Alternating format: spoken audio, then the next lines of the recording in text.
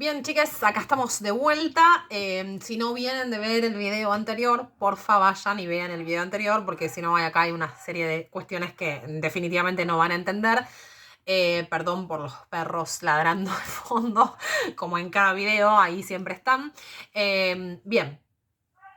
En este video me voy a detener puntualmente en explicarles las características o principios de la Declaración Universal de los Derechos Humanos y cuál es el rol que a partir de la existencia de esta declaración cumplen los distintos estados-nación, es decir, los distintos países del planeta, frente al reconocimiento de estos derechos que son universales, es decir, para todas las personas, independientemente de las condiciones en las que hayamos nacido y las condiciones que constituyan nuestra identidad y nuestra posición socioeconómica y nuestro rol o nuestro lugar a nivel cultural. Bien.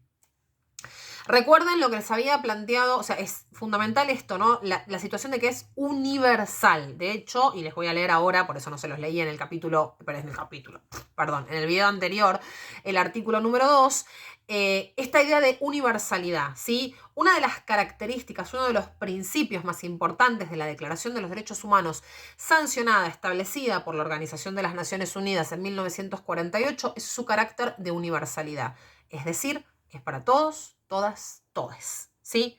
El artículo número 2 de la declaración dice, y perdón que lo lea porque claramente esto no me lo voy a acordar de memoria, toda persona tiene todos los derechos y libertades proclamados en esta declaración sin distinción alguna, es decir, sin diferenciar, sin discriminar, de raza, color, sexo, idioma, religión, opinión política o de cualquier otra índole, origen nacional o social, posición económica, nacimiento o cualquier otra condición.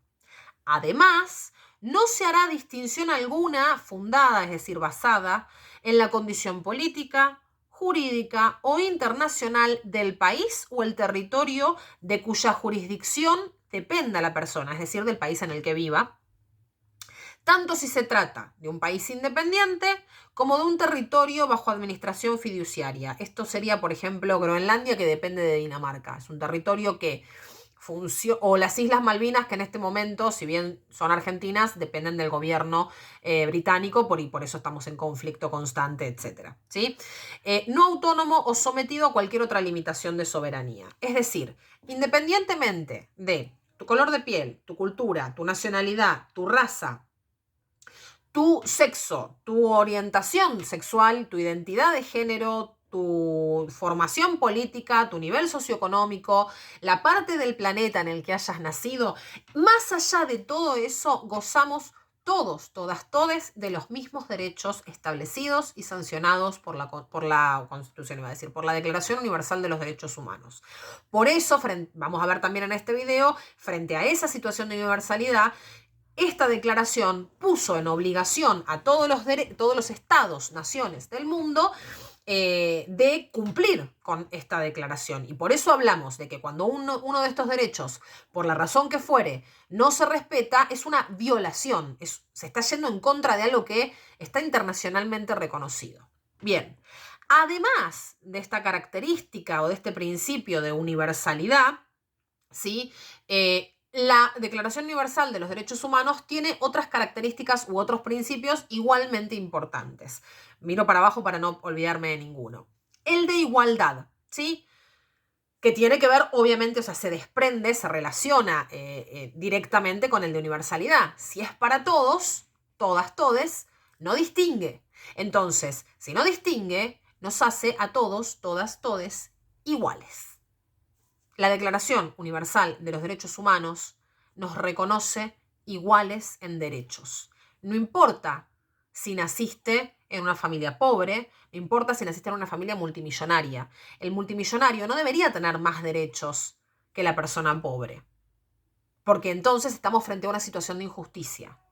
Independientemente de la capacidad económica que una persona tenga, tiene que poder gozar de los mismos derechos, tener la misma seguridad y acceder a los mismos beneficios que una persona rica. Eso hace que muchas veces la situación en la que más se vulneran los derechos humanos tenga que ver con la cuestión de desigualdad económica, ¿sí? Porque vemos un montón de personas que porque viven en condiciones socioeconómicas vulnerables, hay un montón de los derechos que establece la Declaración Universal de los Derechos Humanos de los cuales no gozan, o de los cuales gozan a medias, o derechos que son más vulnerados por las autoridades, justamente por vivir en condiciones de desigualdad económica, ¿sí? Y eso es un problema, porque la Declaración de los Derechos Humanos establece que son derechos para todos, todas y todes, y que nos sitúan en igualdad ante la ley, ¿sí? Todas las personas tenemos el mismo derecho a la libertad, independientemente de cualquier característica que tengamos más allá del hecho de ser personas. ¿Bien?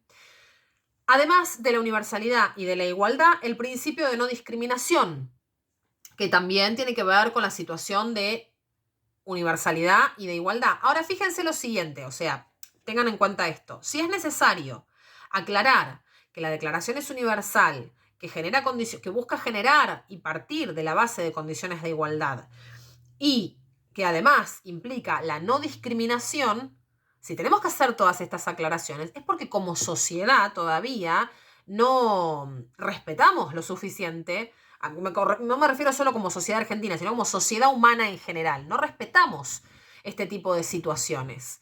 Discriminamos a las personas en función de un montón de características de cada una de las personas.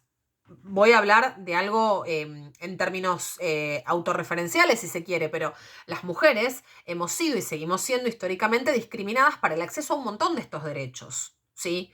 Por la simple condición de ser mujeres y porque culturalmente vivimos en una sociedad que se ha constituido machista y patriarcal y nos pone a las mujeres en un supuesto lugar de inferioridad. Y en función de ese supuesto lugar de inferioridad, nos discrimina. Y en función de esa discriminación, no gozamos de la igualdad y la universalidad de los derechos humanos. Y eso es una vulneración de derechos. Eso está mal, ¿sí? Porque ya hace más de 50 años que existe una declaración que establece que todas las personas, todos los seres humanos, por el solo hecho de haber nacido, gozamos de los mismos derechos, independientemente de cualquier otra condición más allá de la de ser personas, ¿sí?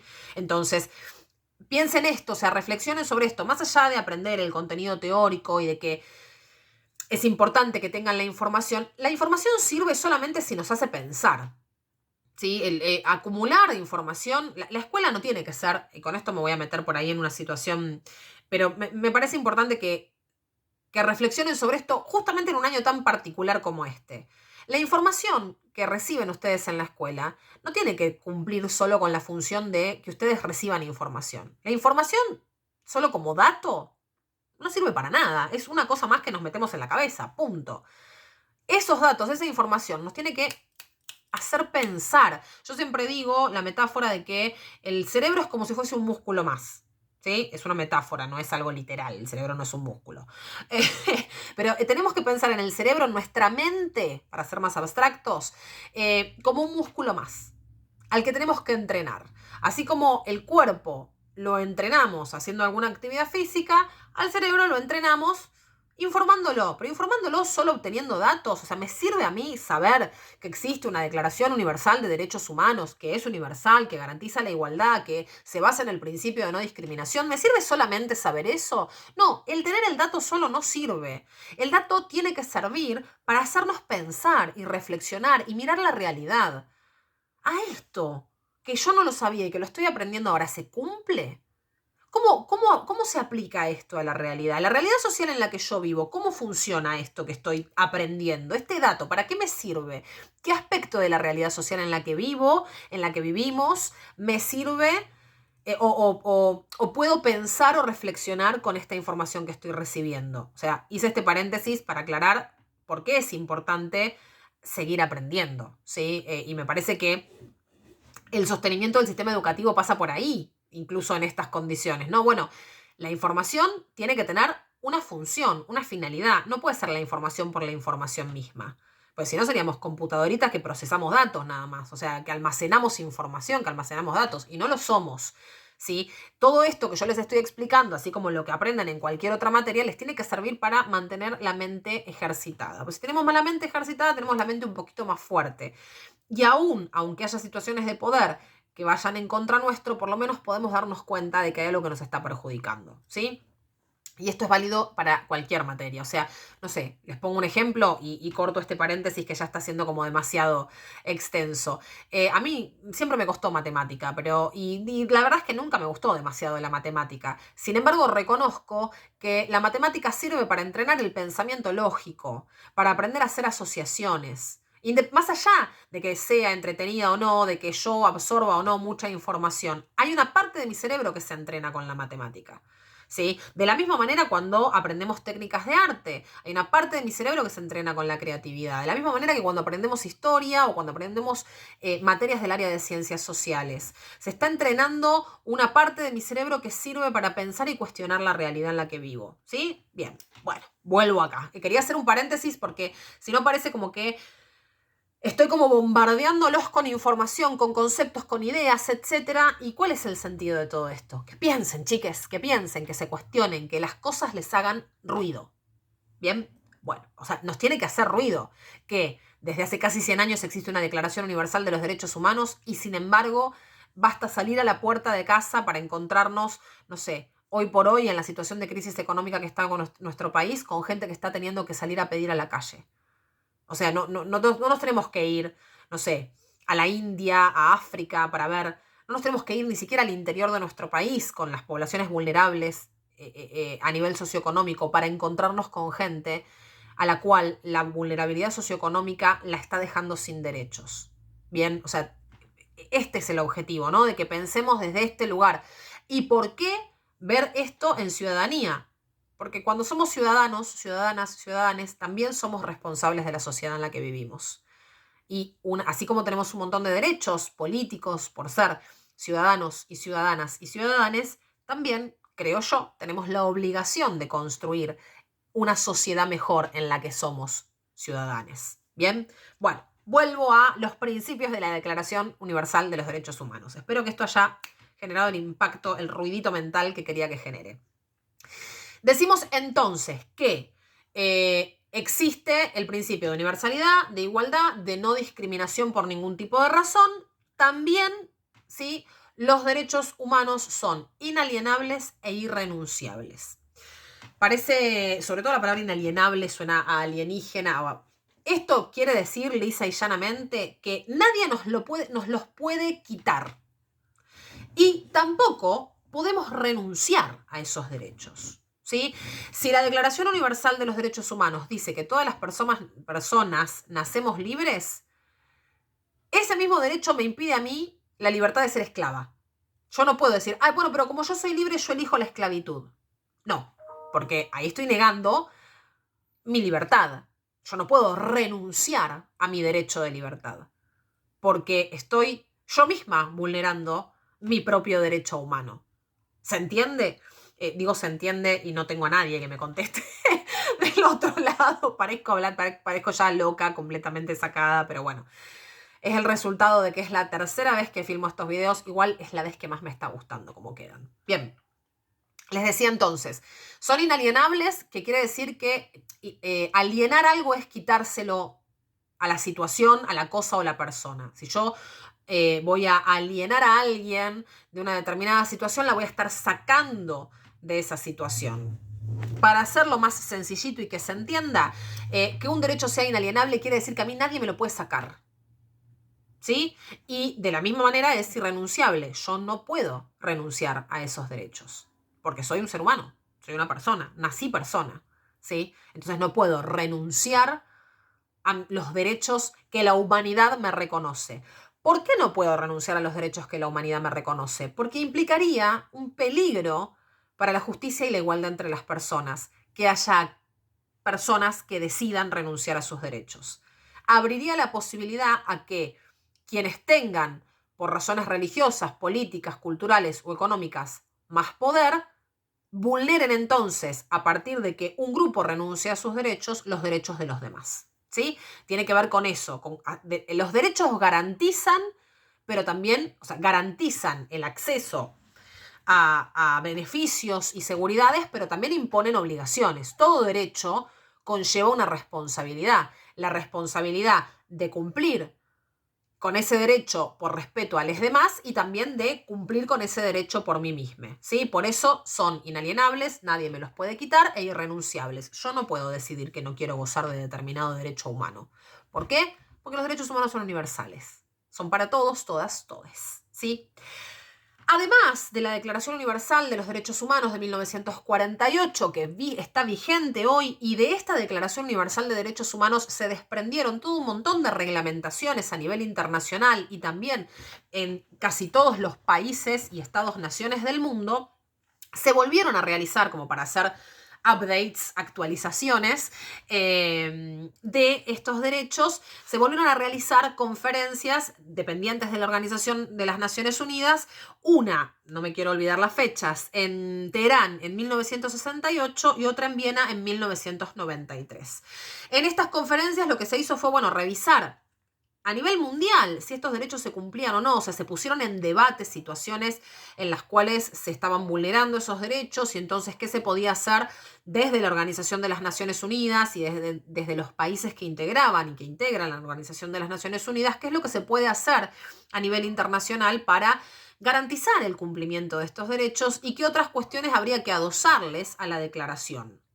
Y, por ejemplo, también se estableció que estos derechos son indivisibles y que son interdependientes. ¿Qué quiere decir que sean indivisibles? Que cualquier país o Estado-nación que reconozca la Declaración de los Derechos Humanos no puede reconocer una parte y otra no. ¿Sí?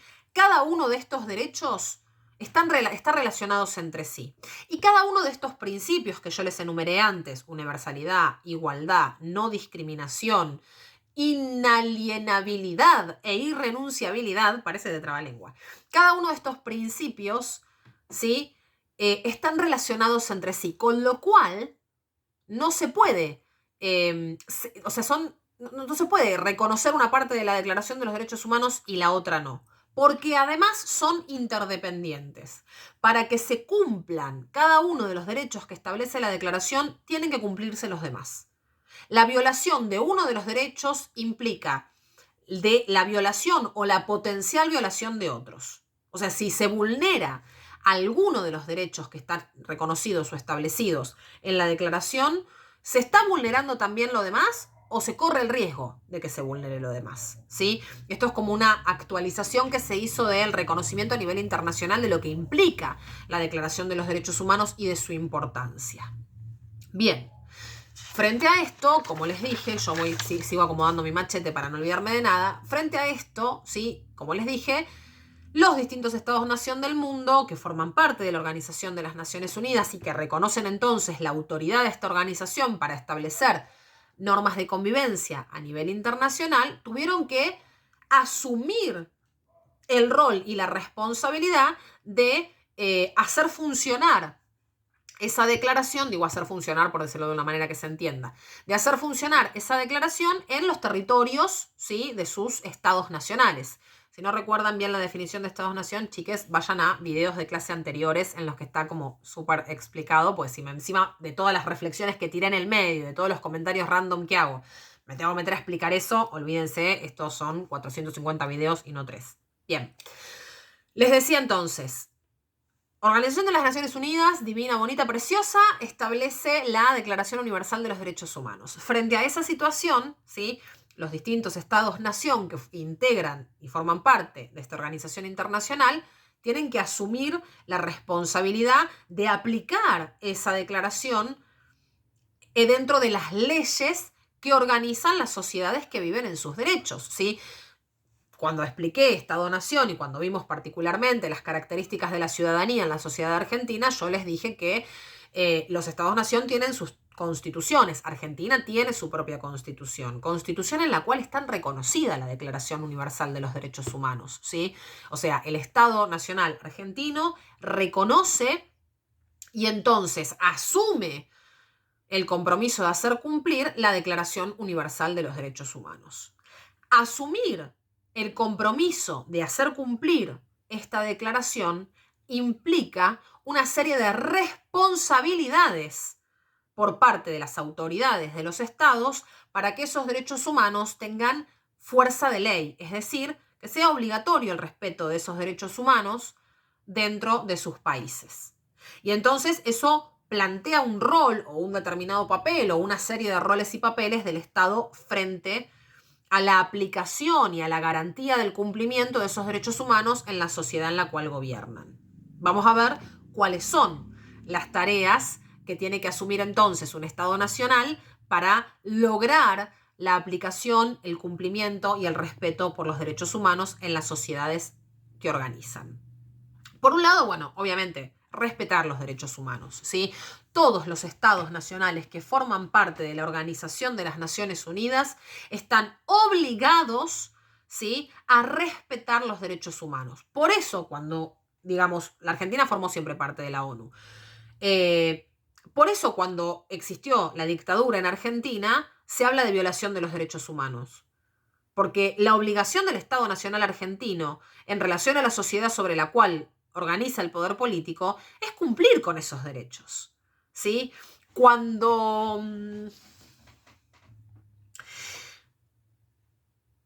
uno de los derechos humanos establece el derecho a la identidad. Voy a insistir con la cuestión de dictadura porque me parece que es un tema que, si bien lo van a ver en historia y lo trabajamos siempre en profundidad todos los años con los actos del 24 de marzo y del 2 de abril y demás, siempre es algo sobre lo cual me parece que es importantísimo reflexionar. Porque el conocimiento sobre los hechos es lo que nos lleva a no repetirlos. Durante la última dictadura militar se produjo la apropiación ilegítima de bebés, es decir, a muchas de las mujeres que habían sido secuestradas por los militares y que estaban detenidas y que luego fueron asesinadas y desaparecidas, muchas de estas mujeres estaban embarazadas. ¿Qué ocurrió con esos embarazos? Bueno, en algunos casos, en función de las violentísimas torturas que sufrieron estas mujeres, esos embarazos fueron perdidos. Pero en muchos otros casos, los embarazos llegaron a término, ¿sí? Y esos bebés fueron secuestrados. Fueron apropiados por los mismos militares y sus cómplices civiles y fueron entregados a familias militares o a cómplices civiles de estos militares. Eso viola el derecho humano a la identidad, porque se le está negando a esa persona, se le está ocultando cuál es su verdadero origen. Se le está negando su identidad, ¿sí? Pongo esto como ejemplo de situación en la cual el Estado Nacional Argentino y la sociedad argentina, como fundante y formante y parte de ese Estado, no respetó la Declaración Universal de los Derechos Humanos, ¿sí? O sea, los estados y las sociedades nacionales tienen la obligación de respetar la Declaración Universal de los Derechos Humanos y cada uno de los derechos que se establecen en esta declaración. Otro de los roles es garantizar el disfrute y el ejercicio pleno de derechos. Y acá no basta solo con respetar. Si hay situaciones que vulneran el cumplimiento de estos derechos, si hay situaciones que hacen que una parte de la sociedad, mayoritaria o minoritaria, no pueda gozar de estos derechos, el Estado, como autoridad que organiza a nivel político la vida en sociedad, tiene que establecer los medios necesarios para que esas personas gocen de los derechos humanos. Es responsabilidad del Estado establecer, mediante los mecanismos que sean necesarios, las garantías, las formas, las estrategias, los medios para que las personas accedan al ejercicio de sus derechos, ¿sí? El acceso, por ejemplo, a la educación, el acceso a la vivienda, son derechos humanos, están reconocidos por la Declaración de los Derechos Humanos. Es una obligación del Estado, es rol del Estado Nacional establecer los medios necesarios mediante leyes, mediante prácticas, mediante estrategias, para que esos derechos se cumplan y para que todas las personas que forman parte de la sociedad sobre la cual ese Estado ejerce el gobierno accedan a ese derecho. O sea, y por eso digo que es distinto el respeto por los derechos humanos que la cuestión más activa de garantizar. O sea, además de no violar los derechos humanos, además de no ir en contra de los derechos humanos, de no asesinar, de no prohibir la libertad, salvo que en términos legales, porque, bueno, convengamos que todos los seres humanos nacemos libres, pero también hay leyes que implican que si por alguna razón vos atentaste contra los derechos de otra persona, existe el sistema penal y se te suspende ese derecho por una X cantidad de tiempo, ¿sí? Para hablar de cuando una persona va presa, me refiero. Les decía, no solo los estados tienen que respetar los derechos, decir, bueno, ok, listo, sí, estamos de acuerdo con esto, sino que además tienen que establecer los medios necesarios en términos de las leyes y en términos de las medidas que tomen a nivel legal y a nivel material concreto para que esos derechos se cumplan, para que todas las personas puedan acceder al ejercicio de esos derechos. Son dos cosas distintas, no violar los derechos y cumplirlos. Se relacionan, van de la mano. Pero, por ejemplo, acá en Argentina en 1983 se terminó la dictadura, que fue uno de los actos políticos y de uno de los momentos históricos donde más se atentó, donde más se violó los derechos humanos en nuestro país. El fin de la dictadura representó el cumplimiento efectivo de todos los derechos humanos, no, porque siguen habiendo un montón de condicionantes que generan desigualdad y frente a esa desigualdad se produce la vulneración y violación de los derechos. Entonces, el Estado no solo tiene que respetar la existencia de la Declaración de los Derechos Humanos, sino que además tiene que establecer todos los medios necesarios para que todas las personas podamos gozar de esos derechos. A eso se refiere con garantizar el disfrute y el ejercicio pleno de los derechos. Lo que sea como Estado necesario hacer para que todos, todas y todes accedamos a esos derechos, el Estado lo tiene que hacer. Es su obligación, es su rol a nivel nacional en la sociedad sobre la cual gobierna. Y además tiene que generar instancias de promoción efectiva, es decir, tiene que educar en derechos humanos. Es obligación, responsabilidad, rol, papel del Estado que las personas conozcamos nuestros derechos, que podamos reclamar por su cumplimiento y que estén los espacios necesarios para que nos eduquemos en materia de derechos, ¿sí? Estos son los tres grandes roles o las tres grandes funciones básicas que los estados nacionales tienen que cumplir como representantes en sus sociedades de la Declaración Universal de los Derechos Humanos, sancionada por la Organización de las Naciones Unidas y reconocida a nivel internacional. Esto básicamente quiere decir lo que les decía en el video anterior. No basta solamente con tener la idea, no basta solamente con escribir esa idea y transformarla en una declaración y transformarla en una ley. Esas ideas, esas declaraciones, esas leyes, eso que establecemos por escrito, eso que reconocemos en la teoría, hay que llevarlo a la práctica, ¿sí? Y en ese sentido, los mayores responsables de llevar a la práctica o de concretar estos derechos en cada sociedad en particular son los Estados-nación. Pero además, y por eso lo importante de reflexionar y de aprender y de estudiar los derechos humanos y cómo se relacionan con la ciudadanía, cada uno, cada una de nosotros, nosotras y nosotres, como parte de una sociedad y como ciudadanos dentro de esas sociedades, tenemos la obligación de exigir el cumplimiento de nuestros derechos, de respetar los derechos humanos de las demás personas y de reflexionar sobre la construcción de una sociedad cada vez más justa, donde cada vez seamos más las personas que podamos acceder al goce, ejercicio y disfrute pleno de nuestros derechos. Y cierro acá con una reflexión que me abre el punto de partida para el próximo video, que tiene que ver con pensar aquellas situaciones en las cuales estos derechos son vulnerados, no se cumplen, es decir, se violan. Piensen en lo siguiente.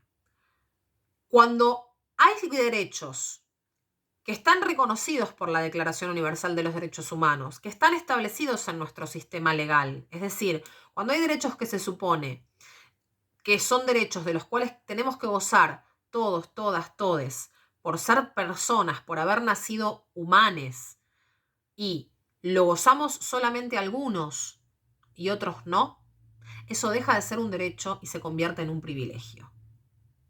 Los derechos humanos no pueden ser un privilegio. No puede ser que nuestras características biológicas, que nuestra posición socioeconómica, que nuestro sexo, que nuestra identidad de género, que nuestras ideas religiosas o políticas limiten nuestros derechos. ¿Sí? Si yo tengo un derecho del cual no goza otra persona, ese derecho se está convirtiendo en un privilegio. No está funcionando como un derecho, porque se supone que los derechos humanos son universales, son para todos, todas, todes. Entonces, si el que tiene mucha más plata, goza de derechos de los cuales yo no, esa persona no está en realidad gozando de un derecho, está gozando de un privilegio. Y eso está mal, porque se supone que los derechos humanos son universales. ¿Sí? Tengan en cuenta eso. Cuando yo tengo un derecho que otra persona no tiene, lamentablemente ese derecho es un privilegio. ¿Y por qué es un problema que los derechos humanos se hayan transformado en un privilegio? Porque se supone que son para todos. ¿Yo soy mala por gozar de un derecho, como por ejemplo tener un techo sobre mi cabeza y un plato de comida sobre la mesa? No. Eso a mí no me hace mala persona. Ay, qué privilegiada, tengo un techo y un plato de comida. No debería ser un privilegio tener un techo y un plato de comida. No debería ser un privilegio haber accedido a la educación, con todo lo que a mí me costó acceder a la educación. Lamentablemente lo es. ¿Por qué? Porque hay millones de personas a lo largo del planeta y hay millones de personas en nuestro país que no acceden a ese derecho. ¿Por qué? Porque como sociedad nos falta muchísimo trabajo educativo y compromiso ciudadano para garantizar que todos gocemos de los mismos derechos. Y también porque le tenemos que empezar a exigir un poquito más fuerte al Estado que cumpla estos 3 roles de respetar los derechos, garantizar su cumplimiento y promover la educación en derechos humanos. ¿Sí? Me voy entonces al próximo video a explicar en qué situaciones, en qué condiciones, muy transparentemente y lamentablemente todos los días nos encontramos con que los derechos humanos se han transformado en un privilegio porque para cientos de miles y millones de personas a lo largo de todo el mundo esos derechos no se respetan. Nos vemos en el próximo.